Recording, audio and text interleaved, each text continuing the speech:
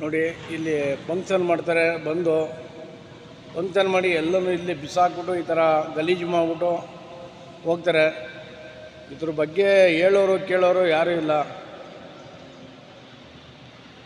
ಒಂದು ಕೀ ಮಡಿಕೊಂಡಿರೋದಕ್ಕೆ ತಹಸೀಲ್ದಾರ್ ಆಫೀಸಿಂದ 50 ಫೋನ್ ಮಾಡಿ ಅವ್ರು ಬರ್ತಾರೆ ಕೀ ಕೊಡಿ, ಇವ್ರು ಬರ್ತಾರೆ ಕೀ ಕೊಡಿ, ಆ ಫಂಕ್ಷನ್ ಮಾಡ್ತಾರೆ, ಈ ಫಂಕ್ಷನ್ ಮಾಡ್ತಾರೆ. ನಾವು ಇದನ್ನು ಕ್ಲೀನ್ ಮಾಡಿಸೋದೇ ನಮಗೆ ದೊಡ್ಡ ಸಾಹಸ ಆಗ್ಬಿಡೈತೆ. ಅವ್ರು ಫಂಕ್ಷನ್ ಮಾಡ್ತಾರೆ, ಫಂಕ್ಷನ್ ಮಾಡಲಿ ಬೇಡ ಅನ್ನಲ್ಲ.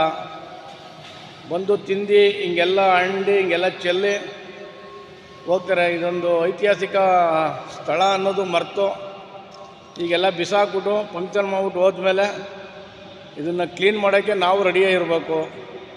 ಗೋಡೆ ಮೇಲೆ ಅವ್ರದ್ದೇ ಆದಂಥ ವಾಲ್ ಪೋಸ್ಟ್ಗಳು ಇದು ಎಲ್ಲ ಅಂಟಿಸಿರ್ತಾರೆ. ಚೇರ್ಗಳು ನೋಡಿ ಹೇಗೆ ಎಸ್ತಿದ್ದಾರೆ.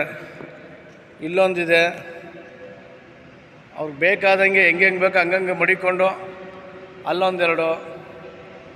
ಇಲ್ಲಿ ಈ ಸ್ಥಳದಲ್ಲಿ ಇರಬೇಕಾದ ಚೇರ್ಗಳು